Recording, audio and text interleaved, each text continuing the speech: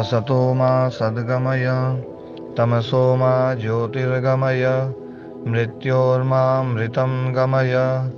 ओम शांति शांति शांति। संप्रज्ञात समाधि का प्रसंग चल रहा था। 50वां सूत्र, तज्जः संस्कारो अन्य संस्कार प्रतिबंधी।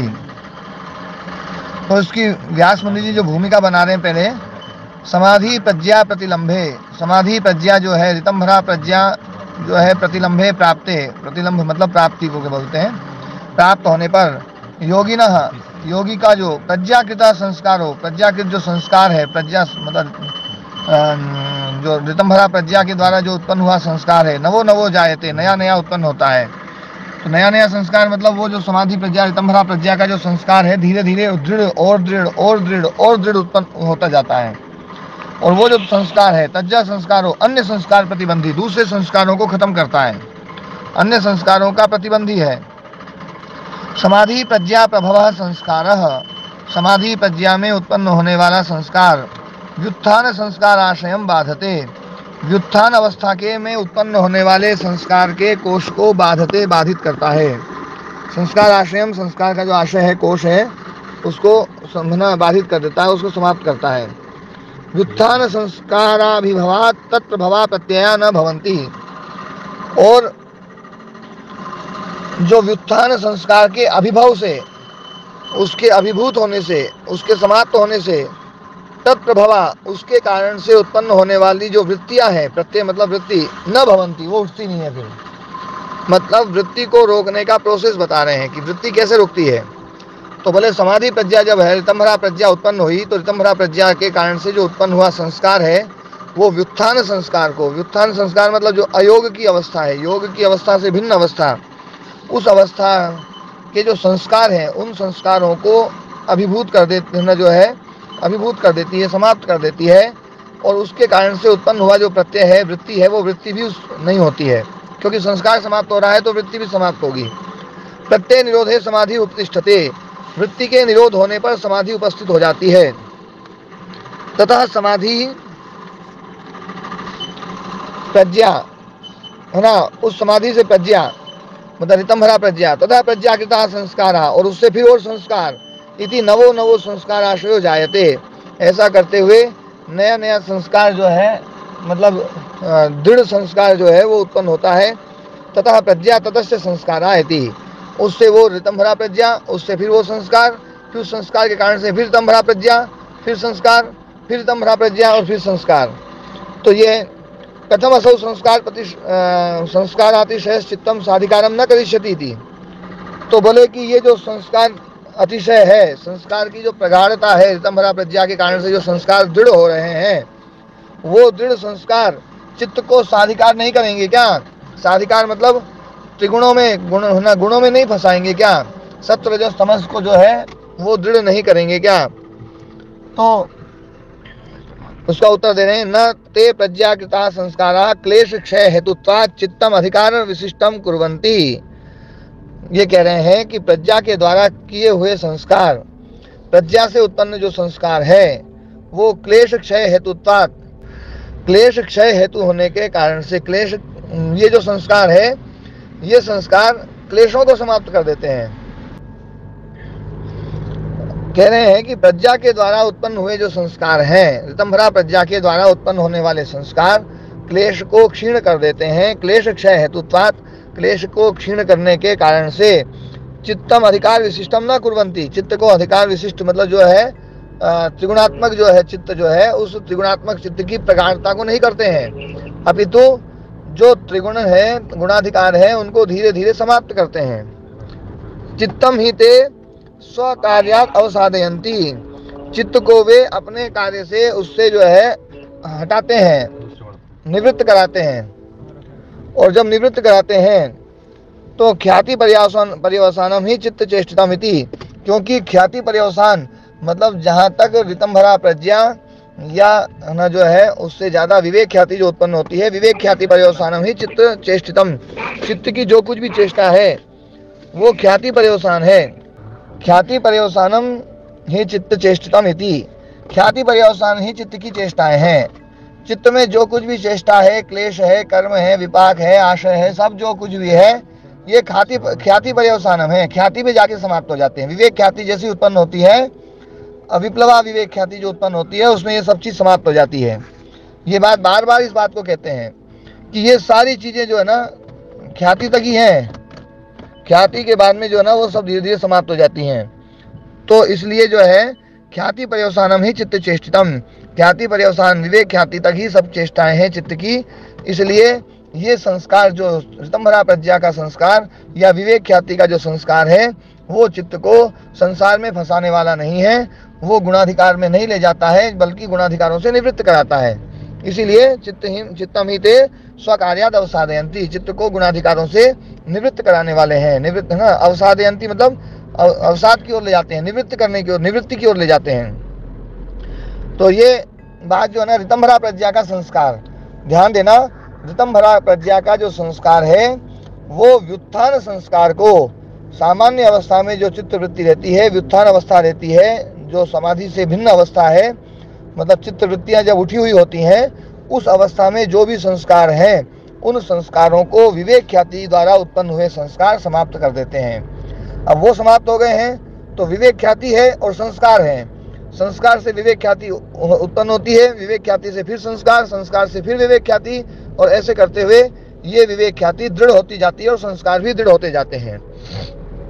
और विवेक ख्याति के द्वारा हमने कहा विवेक ख्याति के 4 कार्य हैं।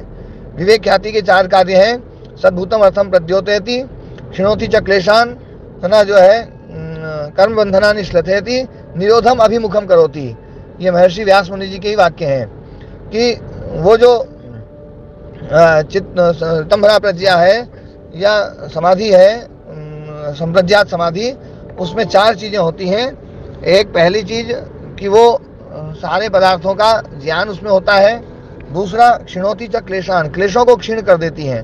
तो वहां पर क्लेश जो है वो क्लेश के कारण से संस्कार, क्लेश के कारण से कर्म, क्लेश के कारण से कर्माशय, उन सारों को ही क्षीण करती है, केवल एक क्लेश को ही क्षीण नहीं करती है। वो बात यहाँ पर देखो स्पष्ट करी है कि यहाँ पर जो है क्लेश का क्षय क्षीण होने के कारण से चित्त जो है वो चित्त की जितनी भी चेष्टाएं हैं वो चेष्टाएं जो है वो रुक जाती हैं। तो सारी चेष्टाओं को रोकने की बात की गई है। चित्त जो है सारे जो है क्लेश, कर्म, विपाक, आशय जो है ये विवेक ख्याति के द्वारा नष्ट हो जाते हैं, नष्ट किए जाते हैं, और केवल विवेक ख्याति का संस्कार रहेगा, संप्रज्ञात समाधि का संस्कार रहेगा, ऋतंभरा प्रज्ञा का संस्कार रहेगा। ये है संप्रज्ञात समाधि की अवस्था। अब हम बढ़ते हैं असंप्रज्ञात समाधि की ओर। उसमें एक ही सूत्र है। अब तक जो है ना संप्रज्ञात समाधि के सूत्र आए पूरे, परमाणु परम महत्वांतो शिवशिकारा, ये यहाँ से लेकर के और है ना जो है पूरा जो है लगभग 18-20 सूत्र जो है वो जो है संप्रज्ञात समाधि के सूत्र बोले गए हैं। देखो मैं बताता हूँ कहाँ से जो है समाधि का वर्णन जो है। वैसे तो समाधि प्रज्ञा के जो है पहले उनमें संयम करने से ये होता है, उसमें संयम करने से ये होता है, ये सारा विषय भी इसी संप्रज्ञात समाधि का ही है। तो ये 35वें सूत्र से विषयवती व प्रवृत्ति उत्पन्ना मनसा स्थिति निबंधनी, यहाँ से लेकर के और पूरे 50वें सूत्र तक, कितने सूत्र हो गए जी? 16 सूत्र हो गए हैं। तो 16 सूत्र जो है वो पूरे के पूरे संप्रज्ञात समाधि के बारे में आचार्य जी ने बताए हैं। मतलब ऋषि जो है महर्षि पतंजलि ऋषि ने ये इसका वो निर्देश किया है। और उसके बाद में अब ये जो है असंप्रज्ञात समाधि का सूत्र बता रहे हैं। तस्यापि निरोधे सर्व निरोधात् निर्बीजः समाधि ही, वो जो ऋतंभरा प्रज्ञा थी, वो जो विवेक ख्याति थी, वो जो संप्रज्ञात समाधि थी, उस संप्रज्ञात समाधि में जो संस्कार उत्पन्न हुए थे, जिन्होंने सारे दूसरे संस्कारों को खत्म कर दिया था, लेकिन वो संस्कार रह गया था, और वो जो विवेक ख्याति रह गई थी, उस विवेक ख्याति को भी तस्यापि निरोधे, निरोध जो है असंप्रज्ञात समाधि के द्वारा, निरोध अवस्था के द्वारा उसको भी समाप्त कर दिया जाता है। मतलब पहले जो है, जैसे पहले चर्चा करी थी कि चित्त के द्वारा बाकी सब चीजों से निवृत्त होना, फिर चित्त से चित्त को निवृत्त कर देना, चित्त से के द्वारा चित्त को भी निवृत्त कर देना, ये असंप्रज्ञात समाधि है। और चित्त के द्वारा बाकी सब चीजों को निवृत्त करना, ये संप्रज्ञात समाधि है। तो तस्यापि निरोधे सर्व निरोधात् निर्बीजा समाधि। तो वो जो उस ऋतंभरा प्रज्ञा या विवेक ख्याति के निरोध होने पर सर्व निरोधात्, सब कुछ निरोध हो जाएगा, तो वो निर्बीजा समाधि, वहाँ निर्बीज समाधि हो जाएगी। उसमें कोई बीज नहीं, कोई चीज उत्पन्न करने वाली नहीं। ये जो है, क्योंकि संप्रज्ञात समाधि असंप्रज्ञात समाधि को उत्पन्न करती है, इसलिए वहां पर निर्बीज समाधि नहीं है। निर्बीज तो वो अवस्था है जो किसी भी चीज को उत्पन्न न करे। तो ये जो समाधि है, ये संप्रज्ञात समाधि वाली जो विवेक ख्याति है उसको भी समाप्त कर देती है, क्योंकि वहां पर भी एक वृत्ति चल रही है। स न केवलम समाधि प्रज्ञा विरोधी प्रज्ञाकृतानाम संस्काराणाम अपि प्रतिबंधी भवति। वह जो निर्बीज समाधि है वो केवल समाधि प्रज्ञा विरोधी जो है, समाधि प्रज्ञा के विरोधी जो व्युत्थान वृत्ति है, उन व्युत्थान वृत्तियों की प्रज्ञाकृत जो है संस्कार, उनको ही समाप्त नहीं करती है, बल्कि ऋतंभरा प्रज्ञा के जो संस्कार है उनको भी समाप्त करती है, प्रतिबंधित। कस्मात् निरोधजा संस्कार, निरोध से उत्पन्न जो संस्कार है, समाधिजान संस्कारान बाधते इति, जो ऋतंभरा प्रज्ञा या संप्रज्ञात समाधि के संस्कार को भी बाधित कर देते हैं। निरोध स्थिति काल क्रमानुभवेन निरोध चित्त कृत संस्कारास्तित्वम अनुमेयम। जो है निरोध अवस्था में जो निरोध स्थिति काल क्रमानुभवेन, मतलब निरोध की स्थिति होती है, उसका काल धीरे धीरे बढ़ता है और धीरे धीरे क्रम जो ना आगे बढ़ता है, तो उसके अनुभव के द्वारा निरोध चित्त कृत संस्कारा, निरोध जो चित्त हो गया है, तो निरोध चित्त के द्वारा किए हुए संस्कार जो है वो अस्तित्व अनुमेयम, उसका ही अस्तित्व रहता है। मतलब देखो, समझने की बात यह है कि पहले समाधि प्रज्ञा, मतलब जो समाधि संप्रज्ञात समाधि, उसके कारण से ऋतंभरा प्रज्ञा, उसके कारण से जो है विवेक ख्याति, उस विवेक ख्याति के कारण से जो उत्पन्न हुए संस्कार, उन संस्कारों ने व्युत्थान संस्कारों को समाप्त कर दिया, क्लेशों को समाप्त कर दिया, सारे कर्माशय को दग्धबीज कर दिया, और जन्म का हेतु जो है उसको समाप्त कर दिया। मतलब कर्म बंधन को बिल्कुल ढीला कर दिया। सारे जो है वो सब कुछ जो चित्त के जो चेष्टाएं हैं, उन चित्त की चेष्टाओं को सबको रोक दिया। केवल एक संप्रज्ञात समाधि रह गई और उसके संस्कार रह गए। फिर निर्बीज समाधि जब आई, तो निर्बीज समाधि ने उन संस्कारों को भी खत्म कर दिया। जो संस्कार क्लेशों को खत्म करने वाले थे, क्लेश खत्म हो गए, अब उनका प्रयोजन सिद्ध हो गया है, तो वो संस्कार भी समाप्त हो जाएंगे और निर्बीज समाधि उत्पन्न होगी। और निर्बीज समाधि में जो है, निर्बीज समाधि का संस्कार मात्र रहेगा। इसलिए वहां पर पहले जो है शुरुआत में, योग दर्शन के शुरुआत में कहा गया था कि केवल संस्कार मात्र रहते हैं, है ना। संप्रज्ञात समाधि और संप्रज्ञात समाधि का जहाँ वर्णन किया है, तो उसमें जो है ये कहा था कि केवल संस्कार मात्र रहते हैं और वितर्क विचारानंद अस्मिता रूपानुगमा संप्रज्ञाता, और है ना, विराम प्रत्याभ्यास पूर्वक संस्कार शेषो अन्य। विराम प्रत्याभ्यास पूर्वक संस्कार शेष, केवल संस्कार शेष मात्र रहते हैं। तो कौन से संस्कार रहते हैं? तो निरोध वृत्ति के जो संस्कार हैं, मतलब असंप्रज्ञात समाधि के जो संस्कार हैं, जिन संस्कारों ने संप्रज्ञात समाधि के संस्कारों को खत्म कर दिया है, संप्रज्ञात समाधि को भी समाप्त कर दिया है, विवेक ख्याति को भी समाप्त कर दिया है, केवल वो ही संस्कार रहेंगे, निरोध वृत्ति के संस्कार। और वो जो संस्कार है, वो संस्कार सबसे, वो निर्बीज संस्कार है। वो संस्कार किसी भी चीज को पैदा नहीं करेंगे। ध्यान देने वाली बात है, ये निर्बीज संस्कार है। ये चित्त जब तक रहेगा तब तक रहेंगे, और चित्त समाप्त होते ही ये संस्कार समाप्त हो जाएंगे। तो निर्बीज समाधि में और कैवल्य में इतना ही अंतर है कि निर्बीज समाधि में चित्त रहता है, निर्बीज समाधि में निर्बीज समाधि के संस्कार रहते हैं, असंप्रज्ञात समाधि के संस्कार रहते हैं। लेकिन कैवल्य में वो चित्त भी नहीं रहता है और न ही उसके संस्कार रहते हैं, क्योंकि चित्त ही नहीं है तो सब कुछ खत्म। तो यही अंतर है ना, जो है असंप्रज्ञात समाधि में और कैवल्य में। तो ये जो है प्रत्यय निरोधे समाधि उपतिष्ठते। हाँ, ये बात है। व्युत्थान संस्काराभिभवा तत्प्रभाव प्रत्यान, ये सूत्र आ गया। व्युत्थान निरोध समाधि प्रभवै सह केवल्य भोगोर यही संस्कारैः चित्तं स्वस्यां प्रकृतावस्थितायां प्रविलीयते। तस्मात् ते संस्काराः चित्तस्य अधिकार विरोधिनः न स्थिति हेतवः यस्मात् अवसताधिकारं सह कैवल्य भाग्यै संस्कारैः चित्तं विनिवर्तते। हाँ, तो यहाँ पर ये कह रहे हैं कि व्युत्थान और निरोध समाधि है ना के उदय होने से, मतलब व्युत्थान निरोध समाधि जो है, व्युत्थान के संस्कारों का निरोध करने वाली समाधि, मतलब संप्रज्ञात समाधि। व्युत्थान और मतलब व्युत्थान अवस्था के जो है संस्कार हैं, उन संस्कारों का निरोध करने वाली जो समाधि है संप्रज्ञात समाधि, उसके कारण से उत्पन्न हुए है ना संस्कार केवल्य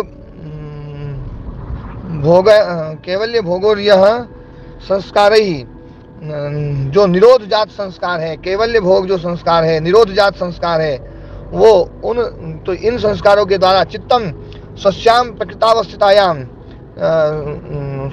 जो उसकी जो अपनी जो प्रकृति है उस प्रकृति अवस्था में रहते हुए प्रविलीयते, उसमें विलीन होता है। तस्मात् ते संस्कारा, इसलिए वे जो संस्कार हैं चित्तस्य अधिकार विरोधिना, चित्त के अधिकार का विरोधी हैं, मतलब जो गुणाधिकार है, अधिकार मतलब जो है ना सत्वरजस तमस, तो चित्त की जो सत्वरजस तमस अवस्था है उसके विरोधी होने के कारण से न स्थिति है तवा, स्थिति के हेतु नहीं बनते हैं। चित्त की स्थिति नहीं बनेगी, क्योंकि चित्त ठहर नहीं सकता, फिर चित्त जो है वो धीरे धीरे विलीन हो जाएगा। यस्मात् अवसताधिकार सह केवल्य भागी संस्कारित चित्तम विनिवर्तते। तो ये जो केवल्य भागी संस्कार है, जो निरोध समाधि के जो है असंप्रज्ञात समाधि के जो संस्कार हैं, उन संस्कारों के द्वारा चित्त जो है विनिवर्तते, निवृत्त हो जाता है। तस्मिन् निवृत्ते, और उस चित्त के निवृत्त होने पर पुरुषः स्वरूप प्रतिष्ठा, पुरुष की स्वरूप प्रतिष्ठा है, क्योंकि जब तक चित्त जो है तब तक चित्त रूप रहेगा, चित्त की वृत्तियां हैं वृत्ति रूप रहेगा। लेकिन जब चित्त निवृत्त हो गया तो पुरुष जो है स्वरूप प्रतिष्ठ रहेगा, स्वरूप प्रतिष्ठ हो जाएगा।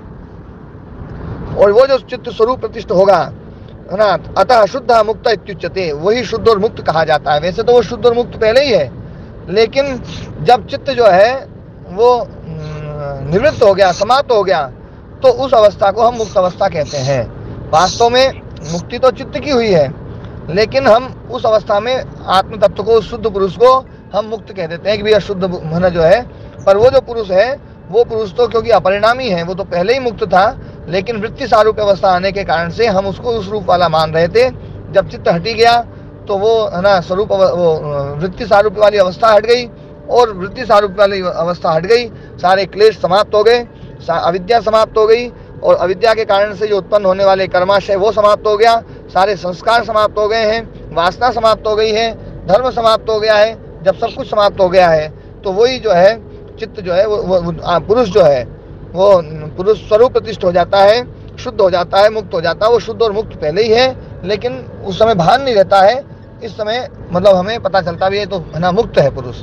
तो ये है मुक्ति की पूरी प्रोसेस, ये समाधि का पूरा स्वरूप बताया। ये जो है ना समाधि पाद इसलिए है क्योंकि इस पाद में समाधि के स्वरूप के ऊपर चर्चा करी है व्यास मुनि जी ने और महर्षि पतंजलि ऋषि ने।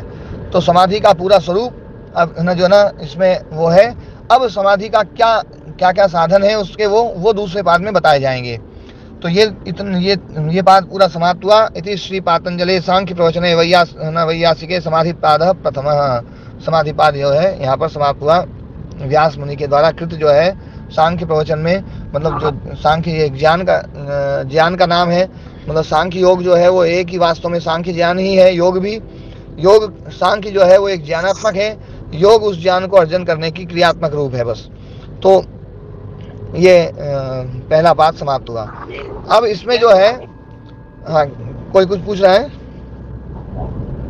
महाराज जी प्रणाम। हाँ प्रणाम जी आयुष्मान। आपने इतने गूढ़ रहस्य को इतने सरल तरीके से समझाया है, तो आपको कोटि कोटि से प्रणाम। मेरा एक प्रश्न है महाराज जी। जी महाराज जी आवाज आ रही है? हाँ, आ रही है। हाँ जी, देखो शरीर तो समाप्त होना ही है, चित्त को हमने समाप्त किया, हाँ, तो अब फिर मैं कौन हूँ, है ना, और उसका क्या अभिप्राय है ना, ये थोड़ा सा बताएंगे महाराज जी। मेरा शरीर भी समाप्त तो होना ही है बाई नेचर, हाँ, और मैंने अपने चित्त को समाप्त किया योग के द्वारा, फिर मेरा स्वरूप क्या है और उसका क्या अभिप्राय है? जी जी, देखो क्या है, मेरा क्या स्वरूप है, इस पर चर्चा अपन ने 3 दिन पहले करी थी, आत्मा के स्वरूप के बारे में, कि आत्मा अपरिणामी, अप्रतिसंक्रमा, शुद्धा, अनंता और दर्शित विषया और निष्क्रिय, प्रतिष्ठित वस्तु धर्म, है ना, जो है, और चैतन्य जो है, ये चर्चा अपन ने जो है करी थी कि आत्मा का ये स्वरूप है। पर ये स्वरूप दिखाई नहीं देता है, वो इसलिए नहीं दिखाई देता है क्योंकि जब चित्त में वृत्तियां उठती हैं, तो वृत्ति उठने के कारण से वो वृत्ति सारूप्य होता है। मतलब आत्मा के बारे में व्यास मुनि जी कहते हैं कि आत्मा अपरिणामी होते हुए भी, क्योंकि वृत्ति सारूप्य वाली अवस्था है, इसलिए वो परिणामी जैसा दिखाई देता है। तो परिणामी जैसा दिखाई देता है, वो उत्पत्ति धर्म जैसा दिखाई देता है, जबकि वो अनुत्पत्ति धर्म है।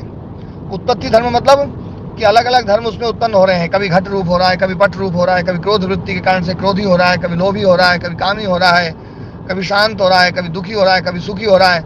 ये सारे जो धर्म हैं ये उसमें उत्पन्न हो रहे हैं। तो ये उत्पन्न जो है वो वृत्ति सारूप्यता के कारण से उत्पन्न हो रहे हैं, नहीं तो वो अनुत्पत्ति धर्म पुरुष है। पुरुष जो है ना अनुत्पत्ति धर्म है, उसमें कोई धर्म उत्पन्न नहीं होता है, क्योंकि उत्पन्न हो जाएगा तो परिणामी हो जाएगा, और परिणामी हो जाएगा तो अनंत नहीं रहेगा, है ना, जो है समाप्त हो जाएगा।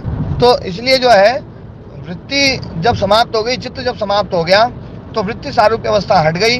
उसमें जो गुण हमने अध्यारोपित कर रखे थे, जो उपाधियां हमने लगा रखी थी, वो सारी उपाधियां हट गई। तो जो आत्म तत्व है, जो शुद्ध है, मुक्त है, जो अपरिणामी है, जो अनंत है, जो है अनुत्पत्ति धर्म है, जो उसका जो वास्तविक स्वरूप है, वो वास्तविक स्वरूप में, उसमें स्वरूप में प्रतिष्ठा होती है। तदा द्रष्टु स्वरूपे अवस्थानम। ये जो मतलब जो पहला सूत्र जो है, योग क्या है, बोले अथ योगानुशासनम योगश्चित्त वृत्ति निरोधा। योग है चित्त वृत्ति का निरोध। तो ये जो निरोध है, ये 2 प्रकार का बताया, कि एक तो संप्रज्ञात समाधि वाला निरोध और एक पूर्ण निरोध। तो पूर्ण निरोध जो है, वो पूर्ण निरोध जब होता है, तो तब जो है तदा द्रष्टु स्वरूपे अवस्थानम। तो उस समय जो है दृष्टा जो है आत्मा अपने स्वरूप में रहता है, और स्वरूप में रहता है तो ये स्वरूप अवस्था यहाँ पर उपलब्ध हो जाती है। स्वरूप प्रतिष्ठा, ये जो कहा गया है, स्वरूप प्रतिष्ठा हो जाता है। तदा पुरुषा स्वरूप प्रतिष्ठा, तब पुरुष जो है स्वरूप प्रतिष्ठा हो जाता है, स्वरूप अवस्थानम हो जाता है, और वही उसका वो शुद्ध और वो मुक्त है। तो यहाँ ये प्रोसेस जो है, इसमें आत्मा का जो वास्तविक स्वरूप है, वो वास्तविक स्वरूप हमें आत्मा के द्वारा ही आत्मा के बारे में, आत्मा का जो स्वरूप प्रतिष्ठा है वो उपलब्ध हो जाती है। चित्त के द्वारा हमें जो है ना वृत्ति सारूप्य अवस्था होती है। चित्त के कारण से, अविद्या के कारण से हमें उसका स्वरूप जो है विकृत नजर आता है। वह इतनी सी प्रोसेस है। तो अविद्या नष्ट होनी है, संप्रज्ञात समाधि के द्वारा व्युत्थान संस्कार समाप्त होने हैं, सारा कर्माशय समाप्त होना है। संस्कार समाप्त हो जाएगा, नया संस्कार नहीं बनेगा, पुराना कर्माशय दग्ध बीज हो जाएगा, वासना दग्ध बीज हो जाएगी, सारा जो है कर्म बंधन जो है वो समाप्त हो जाएगा। कर्म बंधन समाप्त होने पर पुनर्जन्म है वो समाप्त हो जाएगा, और पुनर्जन्म समाप्त हो गया, चित्त ही समाप्त हो गया, चित्त की निवृत्ति हो गई, वो मोक्ष हो गया। तो ये पूरा प्रोसेस है।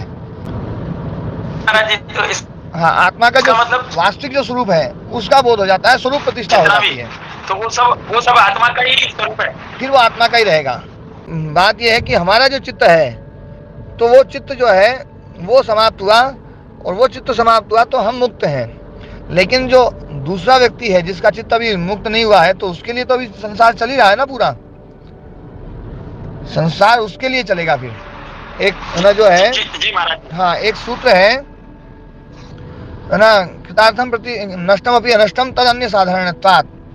जो गुणाधिकार है वो कृतार्थ हो गए, मतलब उन्होंने अपना प्रयोजन पूरा दे दिया, उन्होंने जो है ना मुक्ति दे दी, तो मुक्ति दे दी तो वो नष्ट ही हो गए, लेकिन नष्ट होते हुए भी दूसरों के लिए नष्ट नहीं है, वो दूसरों के लिए, क्योंकि अब दूसरे जो है उनके लिए काम करेंगे वो, इसलिए जो है वहां पर दो प्रोसेस है ना इस योग दर्शन में मानी गई है।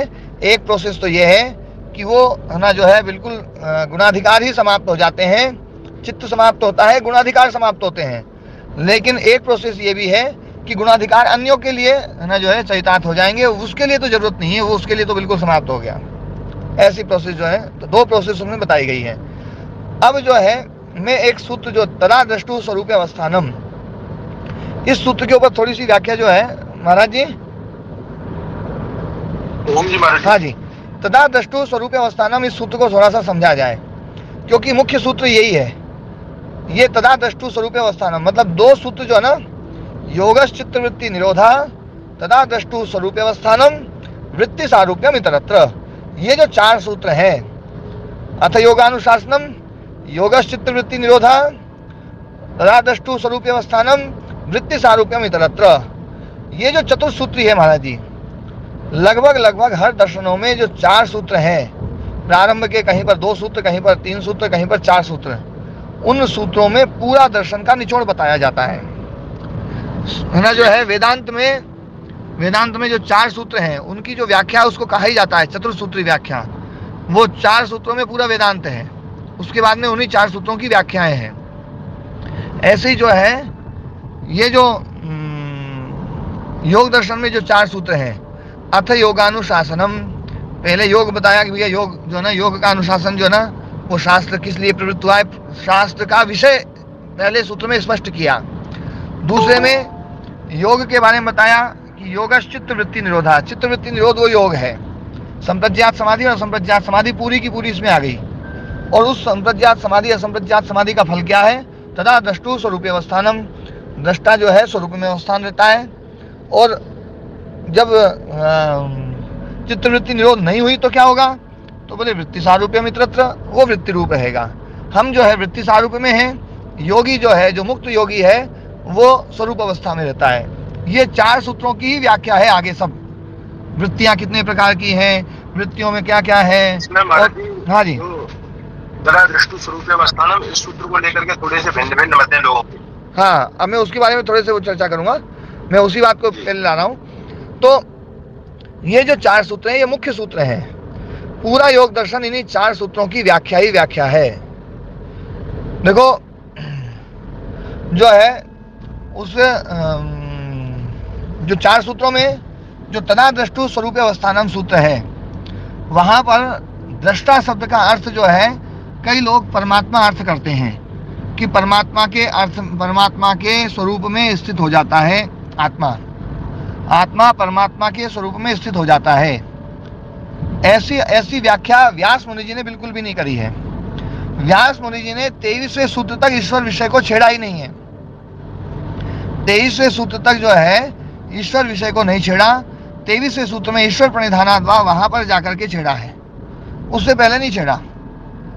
तो तदा द्रष्टु स्वरूप अवस्थानम, वहां पर जो दृष्टा शब्द है वो आत्मा के लिए है, क्योंकि दृष्टा शब्द पारिभाषिक है। पारिभाषिक जो दृष्टा है वो दृष्टा दृष्टि मात्रः शुद्धोपि प्रत्ययानुपश्य, महर्षि पतंजलि ऋषि जी ने दृष्टा शब्द की व्याख्या स्वयं ही कर दी है कि दृष्टा कौन है, बोले दृष्टा दृष्टि मात्रः ज्ञान मात्रः शुद्ध, जो शुद्ध है, प्रत्यानुपश्य वृत्ति सारूप्य अवस्था में वो शुद्ध नहीं रहता है। नहीं तो वृत्ति सारूप्य अवस्था नहीं रहेगी तो वो शुद्ध है। वृत्ति सारूप्य अवस्था में वो वृत्ति रूप रहता है, फिर वो शुद्ध नहीं रहता है, वो अशुद्ध हो जाता है। अशुद्ध मतलब अशुद्ध होता नहीं है, अशुद्ध जैसा दिखाई देता है वृत्ति रूप होने के कारण से।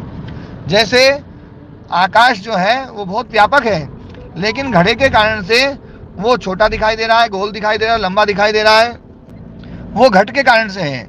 ऐसे ही वृत्ति के कारण से, चित्त के कारण से, चित्त के जो भी धर्म है वो आत्मा में अध्यारोपित हो जाते हैं और आत्मा हमें वैसा दिखाई देता है। और जब वृत्ति नहीं रहेगी तो आत्मा अपने स्वरूप में स्थित रहेगा। तो तदा द्रष्टु स्वरूप अवस्थानम, ये एक सूत्र की व्याख्या। यहाँ पर दृष्टा शब्द जो है ये त्रिश प्रत्यांत है, पर ये कर्ता अर्थ में नहीं है।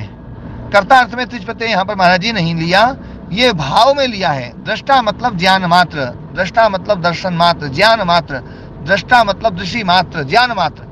दृष्टा का अर्थ देखने वाला नहीं, क्योंकि देखने वाला होगा तो वहां पर परिणामी हो जाएगा, देखने वाला होगा तो वृत्ति सारूप्य हो जाएगा। तो पहला अर्थ तो जो है ना, दृष्टा का अर्थ जो है ज्ञान मात्र, जो महर्षि पतंजलि ऋषि ने दृष्टा का दृष्टि मात्रा अर्थ कह करके किया है, वो व्याख्या जो है उस प्रकार से व्याख्या की गई है। दूसरी व्याख्या, एक बहुत अच्छी व्याख्या जो है वो भी है, देखो महाराज जी, द्रष्टु स्वरूपे अवस्थानम। इस सूत्र को भले आप लोग खोल लें या जिसके पास में नहीं है वो लिख लें भले ही। तदा द्रष्टु स्वरूपे अवस्थानम, तदा मतलब तब, द्रष्टु का स्वरूपे अवस्थानम अपने रूप में अवस्थान हो जाता है। अब दृष्टा और स्वरूप ये दोनों में जो है ना संबंध है। दृष्टा में षष्ठी है, दृष्टि शब्द का द्रष्टु रूप बना है, दृष्टा का स्वरूप में अवस्थान। तो दृष्टा जो है वो अलग है और स्वरूप अलग है, क्योंकि षष्ठी विभक्ति है। षष्ठी विभक्ति है तो संबंध में आती है, संबंध में आती है तो दो चीजों का संबंध होता है, दो अलग अलग चीजें हैं तब संबंध होगा। तो दृष्टा अलग और स्वरूप अलग। तो दृष्टा कौन? तो बोले दृष्टा वो जो वृत्ति सारूप में था, वृत्ति सारूप में देखने वाला है आत्मा, वृत्ति सारूप में भोगता है, वृत्ति सारूप में दृष्टा है, वृत्ति सारूप में क्लेश भी उसी का है, कर्म भी उसी का है, विपाक भी उसी का, सब कुछ उसी का है, क्योंकि वृत्ति सारूप्य है। जो जो चित्त का रहेगा धर्म, चित्त का धर्म जो जो रहेगा वो सारे धर्म आत्मा में अध्यारोपित होंगे और उस कारण से वो दृष्टा बनता है। जबकि वास्तविक रूप में तो आत्मा दृष्टा नहीं है, वास्तविक रूप में तो चित्त ही दृष्टा है, लेकिन वृत्ति सारूप अवस्था में चित्त रूप है आत्मा, तो इसलिए आत्मा भी दृष्टा बन गया। तो आत्मा दृष्टा बन गया। यहाँ पर कर्तार्थ में प्रत्यय करके महाराज जी अर्थ करवा रहा हूं मैं कि दृष्टा जो है वो कर्ता बन गया, दृष्टा मतलब देखने वाला हो गया, वो वृत्ति रूप वाली अवस्था हो गई। तो जब जो है योगश चित्तवृत्ति निरोधा, चित्तवृत्ति का जब निरोध होता है तो जो दृष्टा था, जो वृत्ति सारूपी चित्त था, वो आत्मा था, जो देखने वाला आत्मा हो गया था, जिसमें ऐसे चित्त के सारे गुण आ गए थे, ऐसा जो दृष्टा है, ऐसा जो आत्मा है, जो वृत्ति सारूपी वाला आत्मा है, वो आत्मा स्वरूप में प्रतिष्ठित हो जाता है, उन गुणों को छोड़ करके अपने रूप में आ जाता है। वो मतलब चित्त के जो गुण थे उन गुणों को छोड़ करके वो अपने रूप में प्रतिष्ठित हो जाता है। वो है योग की अवस्था। और योग की अवस्था नहीं है तो वृत्ति सारूप मित्रत्व, बाकी वो वृत्ति सारूप है ही, वो दृष्टा है ही, वो भोक्ता है ही, तो ये अवस्था आ जाती है। ये भी एक व्याख्या महाराज जी बहुत अच्छी व्याख्या है, इस व्याख्या के द्वारा भी हम इसको समझ सकते हैं। लेकिन जो तात्विक व्याख्या है वो तो दृष्टा का जो है ना भाव साधन अर्थ करके ही, दृष्टा मतलब आत्म तत्व, दृष्टा मतलब ज्ञान मात्र, वो जो ज्ञान मात्र आत्म तत्व है वो स्वरूप में प्रतिष्ठित हो जाता है। फिर वहां पर जो षष्ठी आएगी वो विकल्प वृत्ति की षष्ठी है। विकल्प वृत्ति मतलब केवल षष्ठी जो है ना, जैसे पुरुष का चैतन्य, पुरुष का चैतन्य जो है उसमें पुरुष में षष्ठी चैतन्य उसका गुण हो गया। तो बोले पुरुष और चैतन्य अलग अलग है क्या? बोले अलग अलग तो नहीं है भैया, यहाँ पर षष्ठी जो है विकल्प वृत्ति के कारण से है। तो विकल्प वृत्ति के कारण से फिर दृष्टु में षष्ठी आएगी फिर वो। और दूसरा जो है कि भैया दृष्टा मतलब जो चित्त सारूप्य अवस्था, और वो चित्त सारूप्य अवस्था वाला जो दृष्टा है वो वृत्ति सारूप, वो स्वरूप प्रतिष्ठित हो जाता है, अपने रूप में आ जाता है, वो चित्त के जो गुण है उनको छोड़ देता है, वृत्ति सारूप्य अवस्था वाली अवस्था को वो छोड़ देता है। और जब समाधि नहीं होती है तो वृत्ति सारूप्य रहता है। ये दोनों प्रकार की व्याख्याएं बहुत अच्छी व्याख्याएं हैं, इनको समझा जा सकता है। महाराज जी स्पष्ट हुई? हाँ जी महाराज जी स्पष्ट है जी। महाराज जी एक प्रश्न और इसी में है। हाँ जी। ये जैसे अपना आत्म चैतन्य स्वरूप ज्ञान मात्र हो गया, तो ये प्राण और आत्मा ये एक ही, मतलब आत्मा के लिए प्राण शब्द भी उपयोग हो सकता है? नहीं, प्राण जो है ना वो जड़ चीज है, वो चित्त का धर्म है। चित्त में जो जीवन शक्ति है ना, जीवन धर्म बताया है, जो जीवन धर्म बताया है उसकी उसमें वो प्राण शक्ति है, ये चित्त का धर्म है।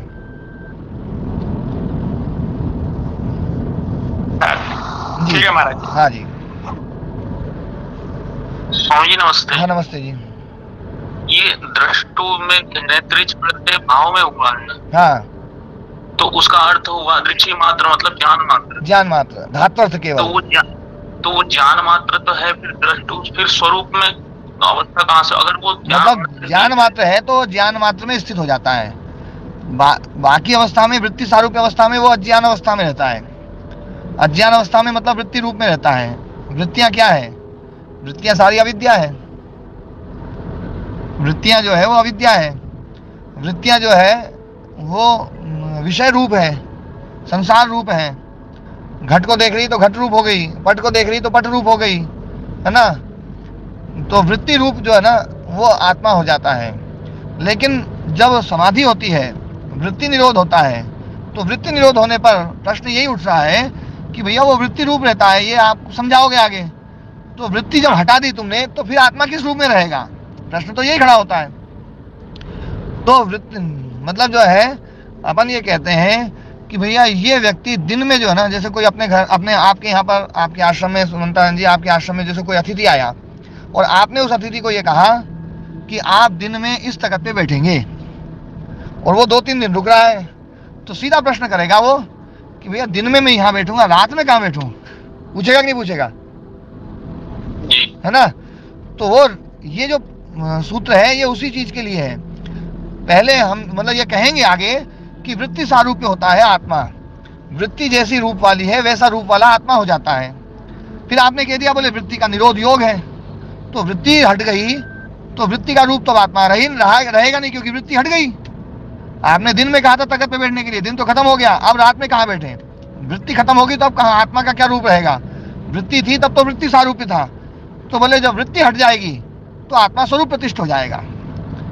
तदा दृष्टु स्वरूप अवस्थान, स्वरूप में अवस्थान या स्वरूप में प्रतिष्ठा, ये अवस्थान शब्द कहो या प्रतिष्ठा कहो एक ही बात है। जो 51वें सूत्र जो सबसे अंतिम सूत्र है उसमें स्वरूप प्रतिष्ठा शब्द कहा है और इस सूत्र में स्वरूप अवस्थान कहा है, दोनों का अर्थ एक ही है। वृत्ति हट गई तो स्वरूप प्रतिष्ठा हो जाएगी, स्वरूप अवस्थान रहेगा, और वृत्ति आते ही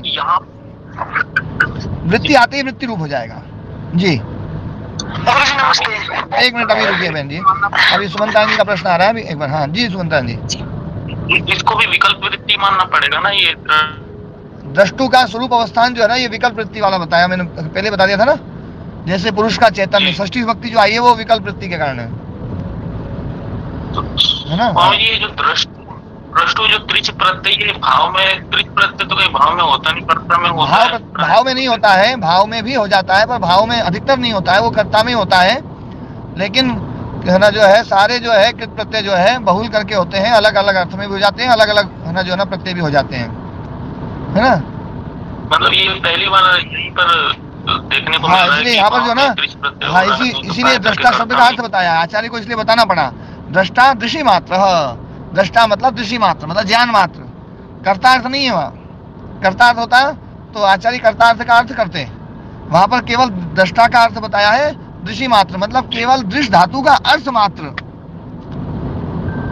भाव वही होता है ना, धात्वर्थ भाव, भाव में जब प्रत्यय होता है तो केवल धात्वर्थ गम्यमान होता है, न तो कर्तृत्व न कर्मत्व न कर्णत्व कोई और है ना जो ना नहीं होगा, केवल धात्वर्थ गम्यमान होता है। धात्वर्थ का होता है। आपने चित्त को भी दृष्टा कह दिया और आत्मा को भी दृष्टा कह दिया। हाँ दोनों कह दिया। तो दोनों दृष्टा कैसे हो सकते हैं? दृष्टा तो कोई चेतन पदार्थ ही हो सकता है, चित्त दृष्टा का अर्थ क्या होता है ये बताओ आप मुझे। देखने वाला। हाँ देखने वाला, ये अर्थ आप समझे तो ये चित्त है। लेकिन महर्षि पतंजलि ऋषि ने देखने वाला अर्थ नहीं लिया है जी, यही बात समझने की है आप, क्योंकि व्याकरण संस्कृत व्याकरण को नहीं समझते, इसलिए दृष्टा शब्द का अर्थ केवल आपने जो है ना देखने वाला अर्थ लिया है। मैं इतनी देर से यही समझा रहा था कि दृष्टा अर्थ जब देखने वाला अर्थ लेते हैं, दृष्टा मतलब देखने वाला, तो हम इस प्रत्यय को त्रिश प्रत्यय को कर्ता में लेकर के आए हैं। कर्ता में जब अर्थ होगा तो दृष्टा का अर्थ होगा देखने वाला, लेकिन जब त्रिश प्रत्यय कर्ता में नहीं भाव में होगा तो उसका अर्थ होगा ज्ञान मात्र। ज्ञान मात्र, हाँ वही अर्थ लिया है दृष्टा दृषि मात्र। ज्ञान मात्र जो है वो भी कोई चेतन तत्व हो सकता है। हाँ वो चेतन तत्व है। जब दृष्टा का भाव अर्थ में लेते हैं, ज्ञान मात्र अर्थ लेते हैं, तो अर्थ निकलेगा आत्मा शुद्ध चैतन्य। और जब दृष्टा शब्द का अर्थ कर्ता में लेंगे देखने वाला, तो फिर सीधा सीधा आत्मा को क्यों ना मान लिया जाए? चित्त को कहने की आवश्यकता क्या है फिर? देखो मैं एक बात कहता हूँ, आत्मा शब्द कई बार आत्मा के लिए आता है, कई बार आत्मा शब्द चित्त के लिए आता है, कई बार आत्मा शब्द शरीर के लिए आता है या नहीं आता है? नहीं बिल्कुल ठीक है, मैं आपकी बात तो जैसे आत्मा शब्द आ जाता है वैसे दृष्टा शब्द भी आ जाता है। हमें अर्थ समझना पड़ेगा कि यहाँ पर ना जो है दृष्टा शब्द का क्या अर्थ है, कर्ता में है या भाव में है। दो अर्थ हैं दृष्टा के, दृष्टा शब्द के दो अर्थ हैं। जैसे आत्मा शब्द के कई अर्थ हैं। दोनों ही अवस्थाओं में आत्मा को लिया जाएगा? नहीं, दोनों अवस्थाओं में आत्मा को नहीं लिया जाएगा। अच्छा। हाँ, दृष्टा का अर्थ यदि कर्ता में लिया लेते हैं अपन, देखने वाला, क्रिया करने वाला, दृष्टा मतलब क्रिया करने वाला, तो निष्क्रिय आत्मा के लिए नहीं हो सकता है कि आत्मा को निष्क्रिय बता दिया, क्रिया नहीं है उसमें, फिर वो देख कैसे रहा है? नहीं, देखना तो एक वो देखने का कार्य जो है वो उसके माध्यम से कर रहे हो, उसमें अपन क्या है देखो, है ना सुरेश जी, है ना, क्या है, जैसे अपने को कोई चीज में अपन फंस जाए तो अपन उसकी व्याख्या बदलने का प्रयास करते हैं कि भैया चलो क्रिया नहीं है, तो देखना बोले कोई क्रिया ही नहीं है। आप बोलने वाले थे पर बोल नहीं पाए क्योंकि क्या है, दृश्य धातु एक क्रिया है, ये है ना, देखना एक क्रिया है, आत्मा में क्रिया नहीं है, निष्क्रिय है, इसलिए देखने वाला अर्थ आत्मा में नहीं घटित हो सकता है। ठीक है, विचार करेंगे इस पर। हाँ, स्वामी ये जो साधनपाद है, साधनपाद में सारा कुछ बताया जिसमें वो अपने स्वरूप में प्रतिष्ठित हो जाता है। साधन पाद में जो है, ये तो समाधि पाद था, समाधि का स्वरूप बताया इसमें। समाधि का स्वरूप बताते हुए भी साधना तो है ना, जो है ना, साधन तो बताई है, इसमें भी साधन बताए हैं। अभ्यास वैराग्याभ्याम तन निरोधः ईश्वर प्रणिधानाद्वा तच्छर्धन विधारणाभ्याम वा प्राणस्य, ये सब जो है ना साधन बताए हैं इसमें। ऐसा नहीं है कि साधन नहीं बताए हैं, लेकिन इसमें मुख्य जोर जो है वो समाधि के स्वरूप पर है। बाद में देखो पूरा समाधि के ऊपर ही जोर दे दिया, पूरा का पूरा जो है ना, संप्रज्ञात समाधि कैसी है, संप्रज्ञात समाधि का क्या स्वरूप है, और वो पूरा विषय जो है ना बताया, इसलिए इस पाद को समाधि पाद कहते हैं। महाराज जी। हाँ जी महाराज जी, फाइनली वृत्ति स्वरूप पे आत्मा को माने या चित्त को माने? क्या वृत्ति स्वरूप पे ये शब्द आता है, तो फाइनली आत्मा को माने या चित्त को माने? देखो, वृत्ति सारूपी जो अवस्था है, मतलब वृत्ति जो है वो है ना चित्त का एक ज्ञानात्मक व्यापार है, ठीक है, और वृत्ति जो है वो विषय वाली होती है। तो सबसे पहले है विषय, विषय को जो है वृत्ति ने व्याप्त किया, चित्त की वृत्ति ने व्याप्त किया, तो वृत्ति ने उसको व्याप्त किया, तो वृत्ति जो है विषय रूप हो गई। अब वृत्ति विषय रूप हो गई, तो वो वृत्ति जो है विषय रूप हो गई, तो अब चित्त जो है वो वृत्ति रूप वाला है, तो वृत्ति रूप वाला है, वृत्ति विषय रूप है, तो चित्त विषय रूप बन गया, और चित्त विषय रूप बन गया तो चित्त जो है जब तक है तब तक आत्मा जो है, आत्मा को हम चित्त रूप मानते हैं, तो चित्त रूप मानते हैं, तो जैसे चित्त विषय रूप बन गया तो हमने आत्मा को भी विषय रूप मान लिया, अज्ञान के कारण से, अविद्या के कारण से, अज्ञान के कारण से हमने उसको जो है ना वृत्ति रूप मान लिया, विषय रूप मान लिया, है ना। लेकिन हाँ ओम जी ओम, मेरा प्रश्न ये उठ रहा है कि भैया हमने जो मान लिया जो वृत्ति सारूपी, फाइनली हमें आत्मा के लिए गए या चित्त के लिए गए? ये आत्मा को माना है, आत्मा को माना है, वृत्ति सारूपी जो है ना वो आत्मा को माना है। ठीक है महाराज जी। ओम स्वामी जी। हाँ जी ओम जी ओम। स्वामी जी, नितंबरा और प्रज्ञा की जो चर्चा आप कर रहे थे जी, ये संप्रज्ञात समाधि में प्राप्त होती है या उससे अलग भी प्राप्त हो सकती है? संप्रज्ञात समाधि में प्राप्त होती है, इससे अलग नहीं? हाँ, इससे अलग नहीं। और एक स्वामी जी कई विद्वानों को मैं सुनता हूँ, वो कहते हैं कि ये सत रज और तम जो तीन गुण प्रकृति के हैं, हाँ, ये रात के 12 बजे से आरंभ हो करके और सवेरे सूर्य उदय तक रहती है, और जो सदगुण प्रधान है वो रात के 12 बजे से आरंभ हो करके वो सूर्य उदय तक रहता है, और सूर्य उदय के पश्चात में रजगुण प्रधान हो जाता है। अच्छा। और वो 3 बजे तक रहता है दिन के, उसके बाद में तमोगुण प्रधान हो जाता है। तो इस पे थोड़ी सी मुझे समझाइए। कौन बोल रहे हैं? उपेंद्र जी बोल रहे हैं? हाँ जी, हाँ जी, जी स्वामी जी नमस्ते। जी उपेंद्र बोल रहा हूँ स्वामी जी। हाँ जी जी उपेंद्र जी, क्या है, यदि ये मान्यता हम मानेंगे तो सारे आतंकवादी सुबह 3 बजे तक जो है बिल्कुल सब है ना जो है ब्रह्मर्षि हो जाएंगे, सारे सात्विक महापुरुष हो जाएंगे, और फिर जो है दोपहर के 3 बजे तक सारे महापुरुष जितने भी है सात्विक महापुरुष वो सारे के सारे राजसिक हो जाएंगे, और उसके बाद में सारे जो है ना जितने भी योगी हैं वो सब तामसिक हो जाएंगे। ये कल्पना जो है ना ये बड़ी क्लिष्ट कल्पना है, व्यावहारिक नहीं है। हाँ ठीक बात है, किसी शास्त्र का ये बात ठीक है कि समय का ये किसी शास्त्र का प्रमाण तो नहीं है ना? ऐसा तो मैंने नहीं सुना है। हाँ देखो ये तो जरूर होता है कि काल का असर जो है जब थोड़ी सी है ना शांति होती है और वो होता है, तो हम यदि अपने मन को सात्विक करना चाहें, शांत करना चाहें, तो वो थोड़ी सी सहायक होती है। मन को यदि आप शांत करना चाहते हैं तो मन को शांत करने के लिए आलम्बन की आवश्यकता होती ही है। तो आलम्बन में एक स्थान और एक काल और ये सब चीजें भी आलम्बन में आती हैं। तो मान लीजिए उस समय सब लोग सो रहे हैं, शांत है वातावरण, तो उस समय आपको आलम्बन में सुविधा होगी और आप अपने मन को सात्विक करना चाहते हैं तो सात्विक करने में सहायता मिल जाएगी। बस इतना तो हमारा फायदा हो सकता है। बाकी जो है ये मानना कि उस समय जो ना सत्वगुण जो है ना सक्रिय हो जाता है, उस समय तमोगुण सक्रिय हो जाता है, उस समय रजोगुण सक्रिय हो जाता है, ये कल्पना जो है ना वो अव्यावहारिक है, पौराणिक है। जी जी जी जी जी महाराज जी। ये शंका थी, कई विद्वानों को मैंने सुना वो ऐसा बोला, तो शंका का समाधान नहीं हुआ मेरी, तो आज हो गया है।